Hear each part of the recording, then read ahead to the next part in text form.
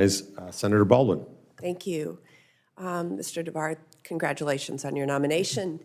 I want to pick up on a point that our ranking member made in her opening comments. When Congress passed the bipartisan infrastructure law, we included a bipartisan amendment in this committee that put the Minority Business Development Agency into statute. Our intention was to invest in entrepreneurs and small businesses by expanding the reach of business centers that provide high-quality technical assistance to minority business enterprises, including counseling and mentoring, assisting with access to capital and contracts, and supporting job creation and retention. That recent bipartisan accomplishment led by many members of this committee, and again on a bipartisan basis, has been dismissed by this administration, which is set on eliminating the agency and closing the business centers in our states.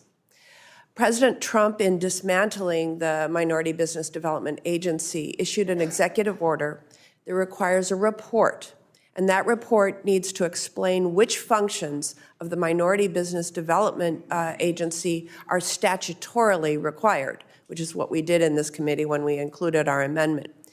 My calls for that report have gone unanswered. So, Mr. Dabbar, if confirmed, I will be following up with you to get that report and the answers on the Minority Business Development Agency. Can I count on you to be responsive? I will certainly make certain that we respond to your letter. Mr. Dabbar, we have seen the Minority Business Development Agency grant termination notice that was signed by a DOGE member named Nate Kavanaugh.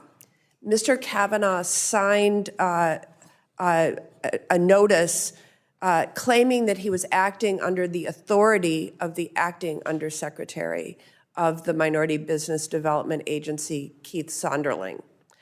We have since learned that Mr. Kavanaugh may have potentially sent these grant termination notices without Mr. Sonderling's approval, which, if true, raises very serious questions about whether DOGE is now running the Department of Commerce.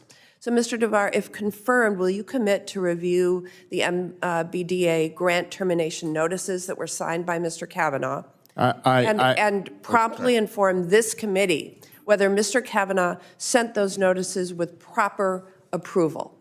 If I'm so honored to be confirmed, I have a great amount of experience in running organizations, including review criteria of who has certain approvals. I did that as undersecretary.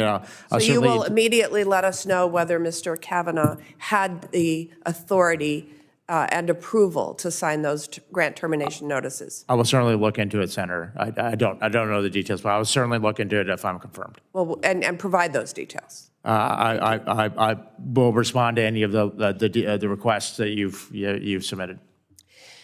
In Wisconsin, our biohealth tech hub furthers the state position as a global leader in personalized medicine. The first tranche of funding provided by the CHIPS and Science Act has been disbursed, but there are millions more owed to the Tech Hub program over the next 5 years. I understand the administration is considering submitting a budget request to Congress that would eliminate the Economic Development Administration that disperses those funds. If confirmed, do I have your commitment to keeping the promises that were made to the technology hubs? So I'm not familiar with the budget proposals that are being drafted and so on, but I'll follow whatever the law is and whatever is appropriated by Congress. So you would, I have your commitment to keeping the promises that we made to the tech hubs. Is that what you said? I will follow authorization and appropriations. The tech hubs will have an enormous amount of potential to make strides in artificial intelligence, in quantum computing, in advanced manufacturing, in addition to advancements in personalized medicine like the one that's housed in Wisconsin. Under your leadership, how will the Department of Commerce utilize innovation from these regional technology hubs? So I'll give you a Wisconsin example. So of the 4 #1 supercomputers that were built at DOE, 3 were built in Wisconsin. HPE? And I was there. I went to go visit, and they not only do DOE computers, but many across the country, including for national security. Yes.